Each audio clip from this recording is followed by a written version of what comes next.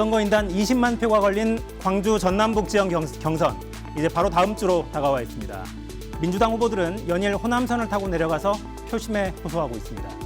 국민의힘 경선 후보들은 어제 첫 TV 토론을 가졌죠. 이 데뷔전을 치른 윤석열 후보에게 고발장 사주 의혹 등 질문 세례 쏟아졌고요. 홍준표 후보도 날선 질문을 받아야 했습니다. 자, 오늘 사사건건은 여야 4선 의원들과 함께 대선 경선 판세, 그리고 경선 주자들 둘러싼 각종 의혹까지 깊게 들여다보겠습니다. 바로 시작합니다.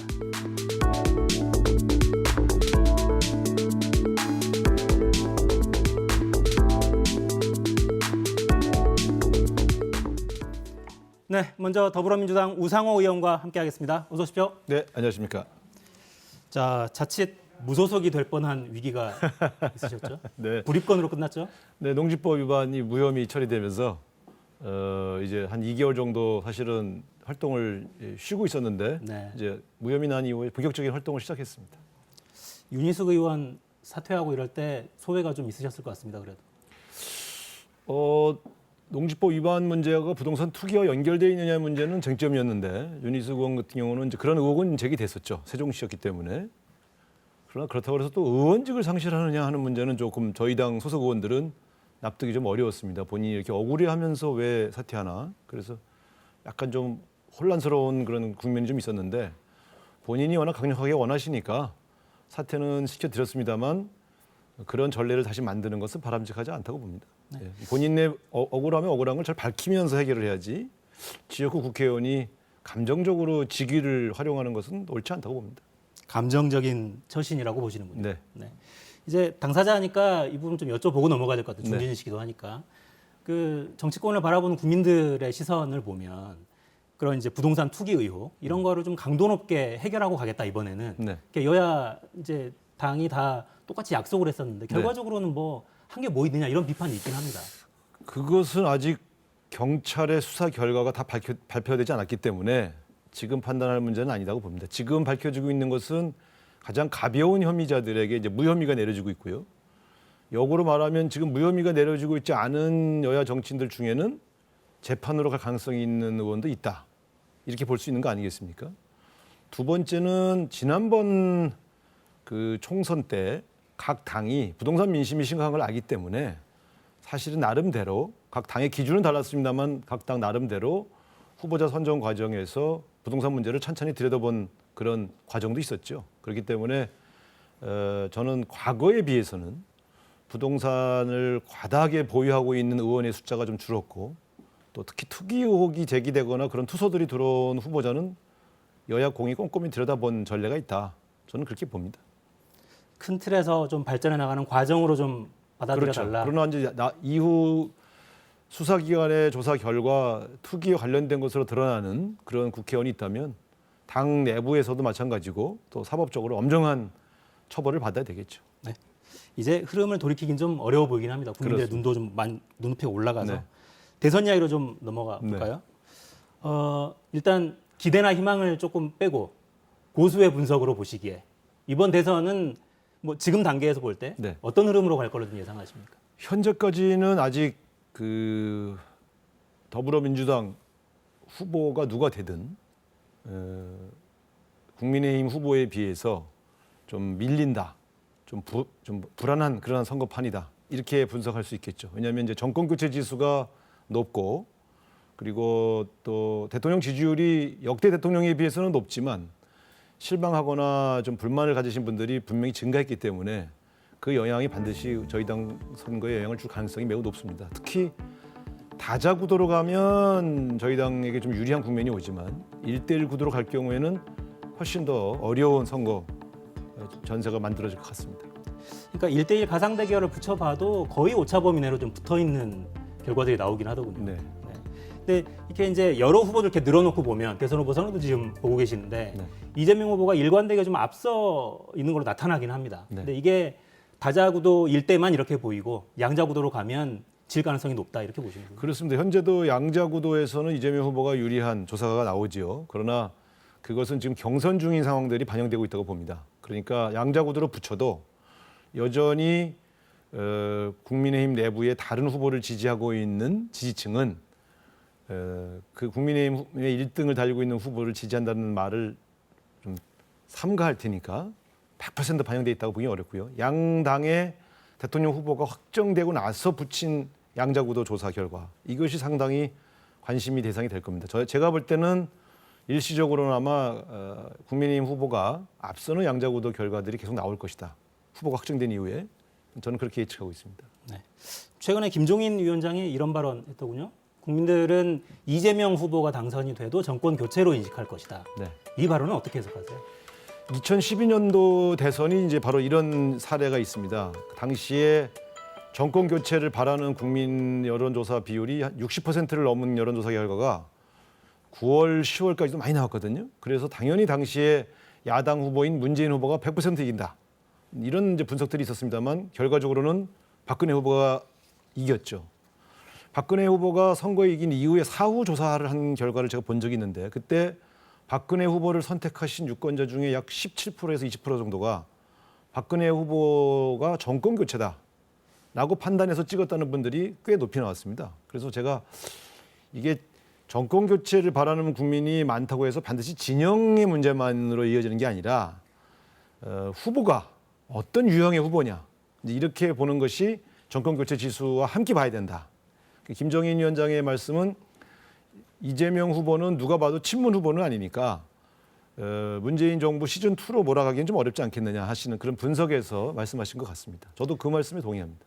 근데 최근에 친문 일부 의원들이 이낙연 후보 지지 선언하기도 했고요. 이런 흐름이 반드시 이낙연 후보에게 도움이 되지 않을 수도 있겠군요. 그러면. 그러니까 이제 각 당내에 있는 고정 지지층의 향배는 경선에서 중요한 것이고요. 지금 말씀드린 정권 교체를 바라나 국민의힘을 좋아하지 않는 중도 지지층이 있습니다. 이분들이 볼 때는 어느 후보를 볼 때 그러니까 정권 교체를 바란다고 해서 반드시 야당 후보를 지지한다고 보기 어렵다 하는 말씀이고요. 친문 일부 구성원들이 이낙연 후보를 지지한 것은 또 나름대로 우리 당내 경선에서 이낙연 후보에게는 플러스 요인이 있는 것이죠.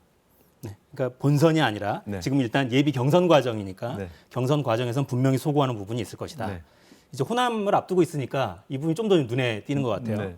자, 이제 호남 경선 앞둔 대선 주자들은 일제히 호남으로 달려가고 있습니다. 영상 보고 오겠습니다.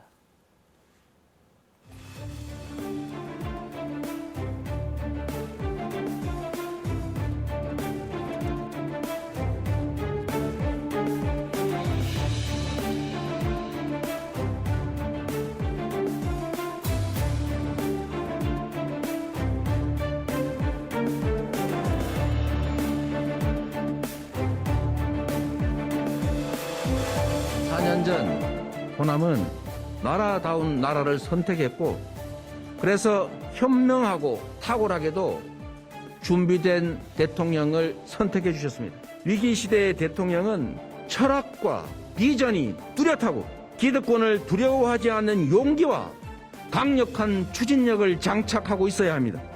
온갖 왜곡과 음해, 흑색선전의 그 장막을 헤쳐고 저 이재명이 어떤 삶을 어떻게 살아왔는지 어떤 일을 해오고 있었는지 현명하게 가려 판단해 주십시오. 민주당이 승리하려면 또 한 번의 드라마가 필요합니다. 광주에서 반전을 일으켜 결선 투표로 가는 드라마를 만들어 주십시오. 호남은 대통령을 배출할 수 없다는 잘못된 편견을 깨주십시오. 우리도 결단해야 합니다. 불안한 후보 대신 안심되는 후보를 내놔야 합니다. 네, 후보마다 비장합니다. 호남 민심이 아무래도 텃밭이니까 가장 중요할 텐데 네. 어떻게 평가하고 계세요? 아무래도 이제 타 지역에 비해서는 자기 고향 사람에 대한 관심이 더 높을 것이고요. 그런 측면에서 이낙연 후보가 아마 상승세로 보일 겁니다. 그러나 또 호남은 과거에 보면 전략적 판단을 하는 지역으로 또 유명하지 않습니까? 그래서 지금 관건은 이재명이 본선 경쟁력이 더 높으니 이재명 후보를 선택해 주자라는 그런 여론이 더 앞서갈지 그래도 우리 고향 사람이 한번 대통령 되게 도와주자고 하는 고향 연고 정서가 더 강할지 이번 추석 밥상에서 저는 상당히 이 두 개 중에 하나로 선택이 될 거라고 보고요. 제가 내다보기로는 이재명 후보를 지지하는 분들 중에서도 이재명 후보가 거의 우리 당 후보가 될 가능성이 높다고 판단해서 내 한 표는 내 고향 사람 주자는 분들이 늘어나면 특히 광주 전남 지역 같은 경우는 이낙연 후보가 선전할 가능성이 매우 높습니다. 근데 전반적인 당원들의 흐름은 이재명 쪽으로 조금 기울어 있는 듯한 그런 해석을 하고 계신 것 같네요. 전국적 여론조사 결과로는 여전히 이재명 후보가 1위를 달리고 있고요. 다만 이 지역은 이낙연 후보가 오랫동안 국회의원 도지사를 했던 지역이기 때문에 그 영향이 작지 않다고 봐야 되겠죠. 그러니까 경선이 이제 좀 더 재밌어지려면 네. 이 경쟁 자체가 좀 유의미하게 흘러가려면 이낙연 후보가 광주 전남에서 어느 정도를 좀 차지를 해야 되겠습니까? 누적 득표 수에서 40%를 돌파해야 되고요. 누적에서 40%. 네. 그리고 이재명 후보를 어떻든 총 누적 득표율에서 50% 밑으로 끌어내려야 결선 투표가 가능하다. 이런 이제 그 분석들이 나오기 시작하면 이낙연 후보에게 의미가 있을 것이고요. 근데 만약에 이재명 후보가 호남 지역의 누적 득표율에서도 다 합쳐서 50%를 넘었다. 그러면 결선 투표가 의미가 없어지지 않겠습니까? 그러면 이제 수도권의 최종적인 득표에서도 큰 변수가 발생하기 어렵죠. 그래서 저는 이재명 후보가 50% 밑으로 내려앉느냐 누적 득표율에서 그다음에 이낙연 후보의 누적 득표율이 40%로 올라가느냐 이게 이제 관전 포인트라고 봅니다. 알겠습니다. 호남의 전략적 선택은 어느 쪽으로 더 기울 거냐. 그러니까 이게 사실 의원직 사퇴 카드를 던졌는데 동정론을 가지고 대선 후보를 선택할 것 같지는 않거든요. 그렇습니다만 이낙연 후보와 연고가 있는 지역에서는 짠한 마음이 들죠. 이재명이 될 거라고 생각해서 지지해 왔지만 또 이낙연 후보가 저렇게 결기를 보여주시는데 모른 척할 수 없다. 이런 이제 이게 지금 고민에 빠져 있다고 봅니다. 네. 그러나 현재 제가 볼 땐 전남 지역에서는 확실하게 이낙연 후보에 대한 동정 여론이 힘을 받고 있다. 저는 그렇게 보고 있습니다. 네. 주제를 살짝 바꿔볼까요? 지금 이재명 후보 둘러싸고는 뭐 지금 일부 언론에서는 굉장히 세게도 쓰고 있어요. 네. 그러니까 국민의힘도 백드롭에 아예 이 화천대유가 누구 겁니까 이렇게 써놓기도 했고 요 논란은 본선까지 좀 갈 만한 파괴력이 있다고 보시는지요? 잘 아시겠습니다만 이제 오세훈 시장이 파이시티라고 하는 대규모 개발과 관련해서 측근히 뇌물을 먹고 감옥에 갔죠. 그리고 박형준 시장도 연결돼 있다고 막 굉장히 오랫동안 논란이 됐습니다만 부산에 가면 LCT, 네. 그것도 이제 당시에 구청장 했던 국회의원 또 정무수석 했던 분이 감옥에 갔죠. 무슨 말씀인가 하면 이 대장동과 관련해서 이재명 후보의 측근이 돈을 먹었거나 혹은 현행법상 허가해줄 수 없는 사항들이 허가됐다는 불법성이 발견되면 이재명 후보에게는 상당히 치명적인 사건이 되겠습니다만 현재까지는 이 개발의 결과로 특정 업체가 상당히 많은 수익을 올렸다는 정도의 의혹 제기일 뿐입니다. 그렇기 때문에 저는 이 자체에서 이재명 후보가 관련성이 드러나지 않는 한 이건 그렇게 커질 가능성은 없다 이렇게 보고 있습니다.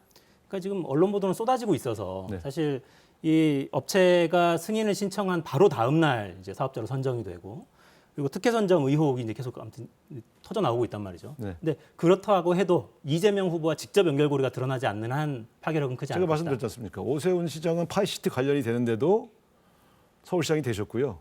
박형준 시장은 LCT 관련설이 그렇게 불거졌지만 부산시장 되시지 않습니까? 그러니까 저는 본인이 관련된 직접적인 범죄 혐의가 드러나지 않으면 공방은 공방에 그칠 뿐이다. 저는 그렇게 보는 편입니다. 네. 국민의힘은 굉장히 세게 드라이브를 걸 기세인데 국민의힘은 현재 더불어민주당의 후보는 거의 이재명 후보로 확정됐다고 판단하고 이번 정기국회에서도 이재명 후보를 공격하는데 총력을 기울이는 전략을 채택한 것이죠. 그런데 제가 볼 땐 이 문제에서 현재까지 눈에 띌 만한 근거나 의혹의 어떤 여러 가지 작은 단서라도 발견한 것 같지는 않습니다. 그런 경우에 그렇게 오래 끌고 가기는 좀 힘들죠. 근데 야당은 뭐 국정조사나 특검 이야기까지 하고 있어서 네. 이런 카드는 논의해볼 만한 가치는 있다고 보십니까? 없다고 봅니다. 그냥 공세라고 판단하시죠? 정치 공세 일일이 대응할 필요는 없죠. 예를 들면 윤석열 후보 간에서는 그분이 총장 시절에 직접 관련되어 있던 검사들의 관련설과 그 증거들이 나왔기 때문에 공방이 길어지고 있는 것이고요. 이재명 후보와 관련해서는 직접적인 증거나 단서는 나오지 않았다고 봅니다. 알겠습니다. 어제 이제 야당 이야기 좀 해볼까요? 어제 국민의힘 대선 후보 경선 토론은 보셨습니까 혹시? 네, 일부는 봤고 전체를 다 보지는 않았습니다. 보신 소감 좀 여쭤보고 싶네요. 그 진중권 교수 같은 국민 면접관하고 할 때가 훨씬 더 재밌었던 것 같고요. 확실히 후보끼리 이 8명씩 되시는 후보들끼리 하시다 보니까 유력한 후보가 질의응답의 중심이 될 때만 관심이 바짝 갈 수밖에 없는 그런 토론회였죠. 근데 제가 볼 땐 유심히 들여다본 게 이제 결국은 1, 2 후보, 윤석열 후보와 홍준표 후보를 유심히 들여다봤는데 윤석열 후보는 여전히 준비 부족이 좀 보이는 것 같고요. 특히 눈에 띌 만한, 이제 기억에 남을 만한 그런 토론 내용들이 거의 잡히지 않은 것 같아요. 홍준표 후보도 특유의 이 정말 이 토론의 달인 같은 모습을 보였습니다만 이제 그 당의 지지층이 볼 때는 좀 눈살을 찌푸릴 만한 사연들이 몇 개 나왔지요. 지금 말을 바꿨습니다만 제가 볼 때는 실책을 저지른 걸로 보여집니다. 네. 조국 장관 수사 그렇습니다. 관련한 거 말씀하시죠? 그건 어떻게 보세요? 그러니까 토론회 과정에서는 과잉 수사라고 이야기했다가 네. 나중에 해명하는 과정에서는 정치 수사라고 이렇게 표현은 약간 좀 바꾸긴 했던데요. 네. 유력한 대선 후보가 하루 이틀 만에 말을 바꾸는 그런 언술은 신뢰도의 문제에 있어서는 조금 감점 요인이죠. 근데 어쨌든 그 의도가 뭐냐? 거기 앉아 계신 동료 경쟁자들을 보니까 아, 저거는 역선택을 의식한 의도적인 밑밥이다. 이렇게 판단하시는 것 같고요. 저도 약간 그런 의심은 좀 들었습니다. 그러니까 수사 원칙에 있어서 너무 과잉 수사해서는 안 된다는 말씀은 저는 옳은 얘기라고 봅니다만 굳이 국민의힘 후보자가 토론회에서 얘기할 내용은 아니지 않느냐. 그렇다면 저 대상은 분명히 의식하고 말씀하신 게 틀림없다. 저는 그렇게 판단합니다. 그러니까 이제 국민의힘 내부 경선 과정이기 때문에 내부 경선 과정에서 역선택을 기대하는 듯한 이런 발언을 한 것 자체가 실책이다. 그러니까 그 자체로는 뭐 의도가 있을 수 있는데 어쨌든 국민의힘의 다수 지지층이 볼 땐 부적절하다고 느끼지 않았겠습니까? 예. 저로서는 그렇게 말씀해 주신 게 고맙더라고요. 알겠습니다. 민주당 후보와 상대할 야권 후보는 누가 될 거라고 보시는지 혹은 누가 더 상대하기에 낫다고 보시는지. 뭐 다 아시는 얘기입니다만 윤석열 후보, 홍준표 후보 둘 분 중에 한 분이 국민의힘 후보가 될 것이라고 보는 것이고요. 현재로서는 홍준표 후보의 상승세가 놀랍다. 그리고 윤석열 후보는 정체 내지는 하락세다. 그렇게 본다면 만약 이 국면에서 윤석열 후보가 별다른 반격 카드를 준비하지 않으면 이 흐름이 그대로 간다. 그러면 홍준표 후보가 그 당의 후보로 최종 결정될 가능성이 높죠. 그게 더 그러니까 홍나땡인가요, 여전히? 그렇지는 않고요. 아까 말씀드린 것처럼 다자 구도인 경우에는 저희 당 후보가 유리합니다만 1대1 구도인 경우에는 그 홍준표 후보가 되든 윤석열 후보가 되든 저희에게 상당히 어려운 선거임에 틀림이 없습니다. 상대적으로 본다면 윤석열 후보의 준비 부족이 더 드러나면 유리하다고 판단하시는 분이 있고 홍준표 후보가 되면 중도층이 아무래도 홍준표 후보를 지지하지 않을 테니 더불어민주당에 유리하다. 이렇게 두 개의 분석이 여의도에서는 좀 팽팽한 것 같습니다. 뭐 사견을 제시해 주진 않으시네요. 솔직히 말씀드리면 홍준표 후보가 윤석열 후보보다는 좀 쉬운 상대 아닌가 이렇게 생각합니다. 홍준표 후보가 더 쉬운 상대다. 아니, 더 쉽다는 게 이게 상대적으로. 네네. 여전히 홍나땡이다. 자, 이게 시간이 너무 짧네요. 다음에 또 나와주셔야겠습니다. 네. 이제 곧 추석 연휴인데요. 네. 추석 인사 마지막으로 당을 대표해서 한번 하시죠. 네, 진짜 코로나19 때문에 지난 2년간 너무 고생들이 많으셨는데 어쨌든 접종률이 70% 넘으면서 조금 더 진전은 있는 것 같습니다. 어쨌든 사랑하는 가족들과 좋은 추석 보내시고 추석 이후에는 대한민국 경제도 나아지고 민생도 좀 나아질 수 있도록 최선의 노력을 같이 해나가겠습니다. 추석 잘 지내십시오. 네, 우상호 의원과 함께했습니다. 다음에 또 뵙겠습니다. 네, 감사합니다.